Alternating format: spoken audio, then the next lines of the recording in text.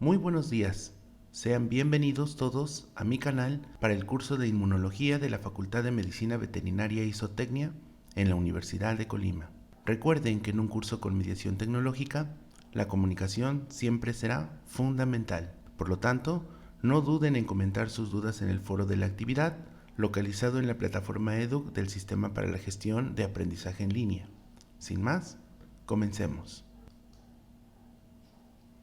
El desarrollo histórico de la inmunología comenzó con Anthony van Leeuwenhoek, a quien se le conoció como el padre de la microbiología y fundador de la histología animal.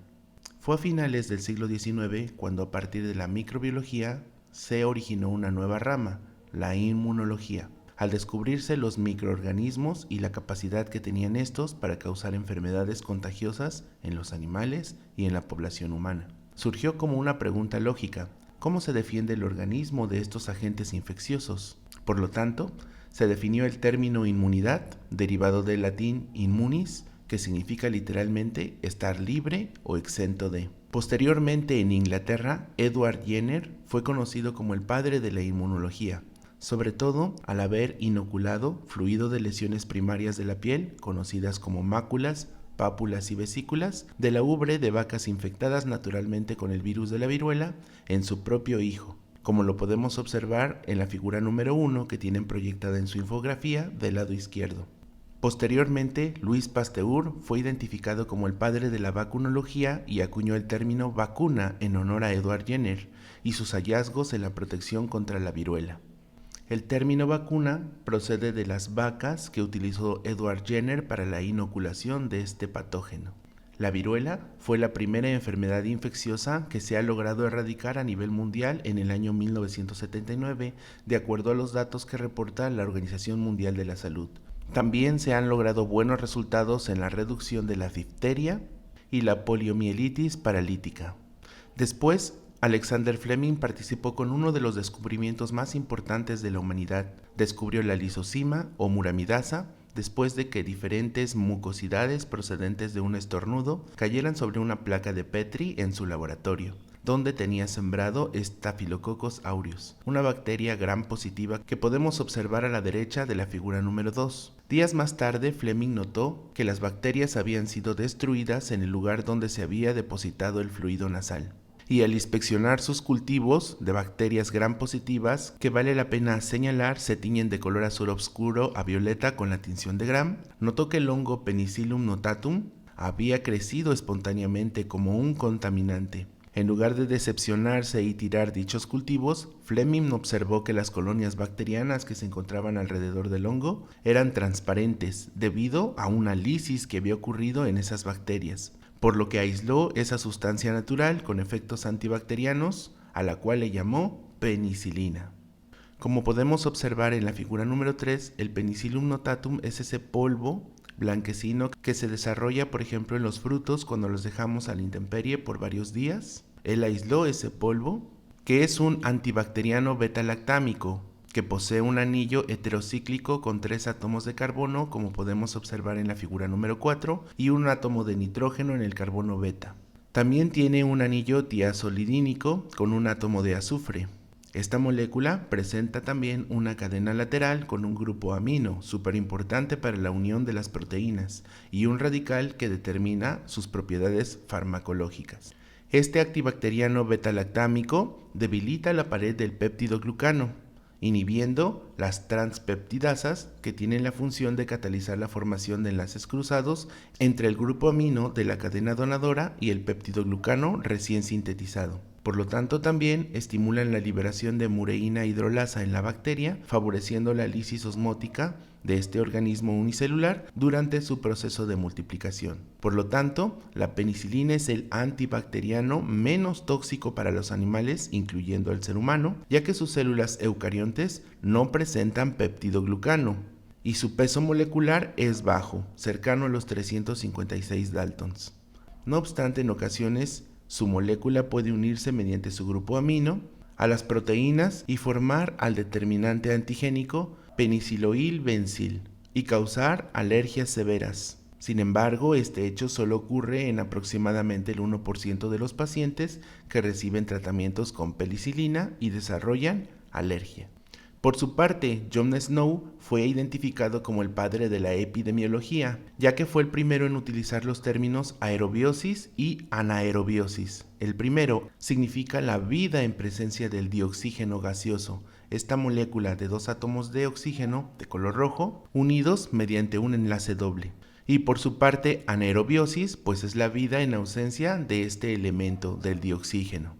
Recordando un poco de bioquímica, el dioxígeno gaseoso es indispensable para respirar, por eso siempre lo hemos considerado como sinónimo de vida, de libertad y de alivio. Pero también hay que recordar que nos hace enfermar, envejecer y morir. Esto último se debe a la formación de especies reactivas de oxígeno, en otras palabras, a la ruptura de ese enlace doble y a la obtención de oxígeno atómico. Este elemento que busca desesperadamente completar su regla del octeto para estabilizar su molécula, arrancando electrones o átomos de cualquier otra molécula que esté presente en su cercanía.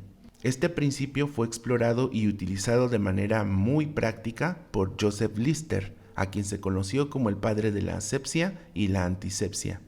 La asepsia es el conjunto de métodos aplicados para la conservación de la esterilidad, por ejemplo, la presentación y el uso correcto de la ropa, del instrumental, los materiales y los equipos estériles que utilizamos como médicos veterinarios durante cualquier intervención quirúrgica en nuestros pacientes. Y la antisepsia, que es el empleo de sustancias químicas para inhibir el crecimiento y la destrucción de los microorganismos en la piel, en las mucosas o en los tejidos expuestos. Por ejemplo, el peróxido de hidrógeno H2O2, que conocemos de manera cotidiana como el agua oxigenada, el ozono y la luz ultravioleta junto con el oxígeno singlente o atómico. Este átomo del que acabamos de platicar anteriormente. En la antisepsia, por lo tanto, son súper importantes los procesos de oxidación y reducción, entendiendo este primero, la oxidación, cuando un átomo, que en este caso lo tenemos representado en color rojo, cede sus electrones o pierde electrones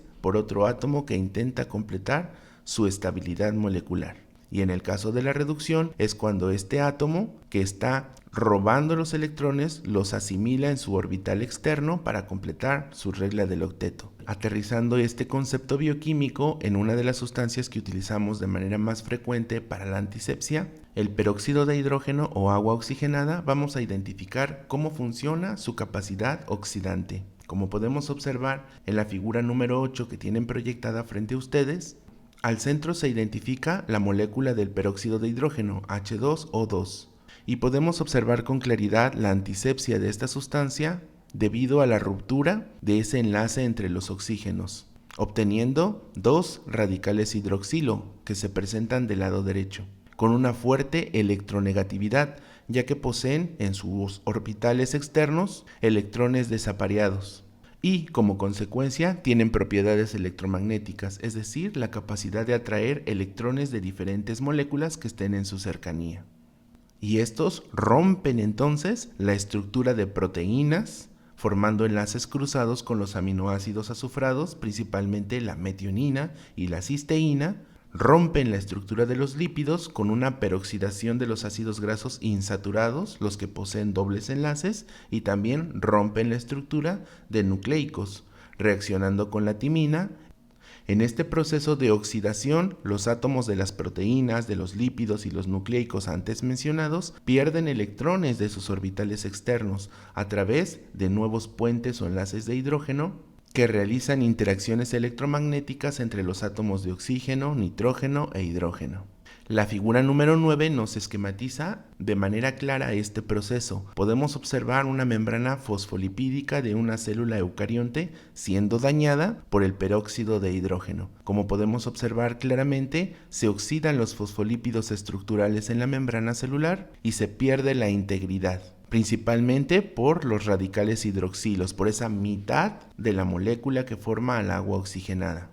Este principio es abordado también por el otro antiséptico, el ozono, que es un gas compuesto por 3 átomos de oxígeno. Su formación se cataliza por las emisiones A del espectro ultravioleta, como lo podemos observar en la figura número 10. Los fotones ultravioleta interaccionan con una molécula de dioxígeno gaseoso en la atmósfera y rompen su enlace bioquímico. Al separar esta molécula, como hemos mencionado previamente, se obtienen dos átomos de oxígeno singlente o atómico, ¿verdad? Energéticamente excitado. Y estas moléculas de dioxígeno gaseoso que abundan en la atmósfera tienden a unirse o establecer un segundo enlace bioquímico con este oxígeno singlente o atómico, formando ozono, en otras palabras, 3 átomos de oxígeno. Ahora bien, para entender los principios teóricos fundamentales de la inmunología, es necesario conocer la terminología inmunológica básica.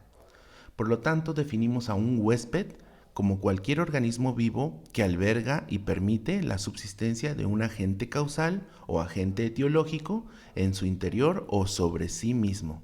Este agente causal o etiológico no es otra cosa más que la sustancia capaz de actuar sobre un organismo vivo y que en este momento es nocivo para él. Hay de diferentes tipos y el veterinario se enfrenta a prácticamente todos ellos. Hay de tipo biológico, por ejemplo, bacterias, virus, hongos, parásitos y toxinas. Hay de tipo físico, cambios de temperatura, la presión de los gases o líquidos, y hay de tipo mecánicos, sobre todo los ocasionados en tipo heridas físicas.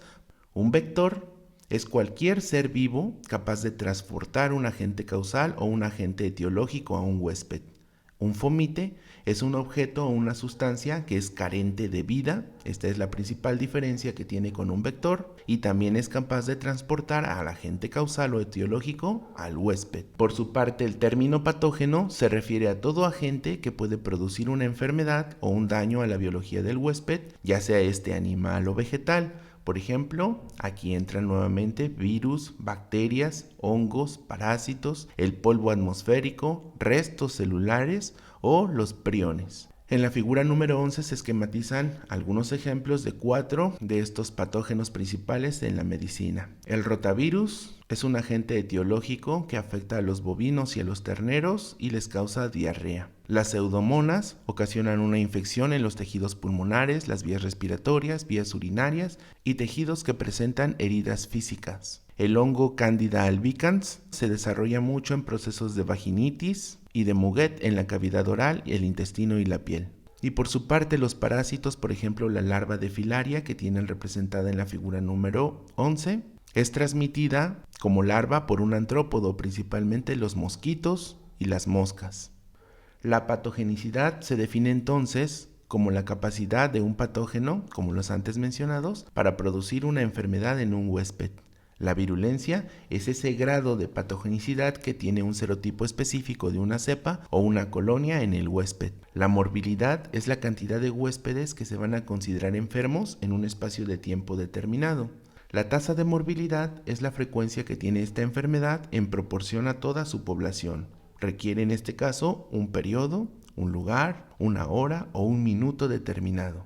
Para el médico veterinario, una infección no es otra cosa más que la invasión y posterior multiplicación de un patógeno, virus, bacterias, hongos, en los tejidos de un huésped. Y estas infecciones pueden ser locales o sistémicas. La patogenia es toda la secuencia de sucesos celulares y tisulares que van a abarcar desde el momento en el que el huésped tiene el contacto inicial con ese patógeno y hasta que el huésped presenta signos y síntomas en su organismo. Entonces, ¿qué es un signo? Es una manifestación objetiva, es cuantitativa, la podemos medir y se observa durante la anamnesis, entendiendo este término como la exploración médica que se da en un paciente. Ejemplos de signos son la adenopatía, que es la inflamación de los linfónodos, la ascitis, que es líquido en el abdomen, el edema, que es la acumulación de líquido en el espacio extracelular, el eritema, entendiendo este como el enrojecimiento de una zona específica del cuerpo, la esplenomegalia, el agrandamiento del vaso, la pirexia, que es el aumento de la temperatura corporal por encima del umbral normal, la anorexia, es un peso corporal anormalmente bajo, la infertilidad, refiriéndose este término a la dificultad para lograr o mantener una concepción, una gravidez o una gestación. Los tres términos son sinonimias. La hemoglobinuria, que es la presencia de hemoglobina libre en la orina, y la hematuria, que es la presencia de sangre en el mismo fluido, la orina. Ahora bien, un síntoma es la referencia subjetiva que expresa un paciente de manera oral en el caso del ser humano y de manera conductual en el caso de los animales, y se refiere específicamente a la percepción que tiene el paciente de su estado patológico. Los principales ejemplos de síntomas utilizados en medicina veterinaria son la lasitud, que es la debilidad, ataxia, dificultad de coordinación, náusea, la sensación de malestar estomacal junto con una urgencia por vomitar, la somnolencia, tendencia a quedarse dormido, la cefalia, el dolor de cabeza, y a la unión tanto de signos como de síntomas lo conocemos como síndrome.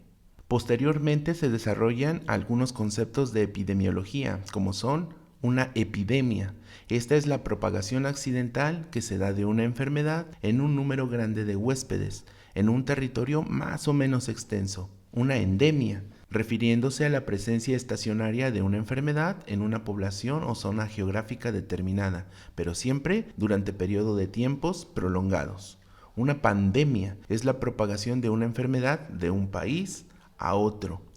La zoonosis, una enfermedad que se transmite de forma natural de los animales hacia el hombre.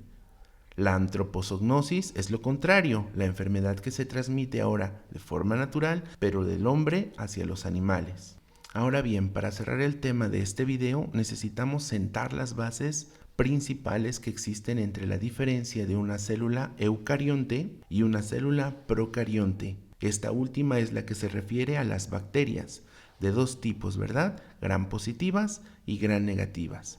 Por lo tanto, recordemos un poco de bioquímica. Las células eucariontes todas poseen su membrana citoplasmática, como está representada en la figura número 12 de la infografía que tienen proyectada frente a ustedes. Del lado derecho nuevamente vemos la unidad fundamental de las membranas citoplasmáticas eucariontes, el fosfolípido, ¿verdad? En este caso específico, la fosfatidilcolina. Vemos cómo es una secuencia ordenada de muchas fosfatidilcolinas, con su grupo hidrofóbico unido a su glicerol en dos de sus tres carbonos para que uno quede libre para unirse a su fosfato y este a su vez a la parte del grupo hidrofílico que sería la colina.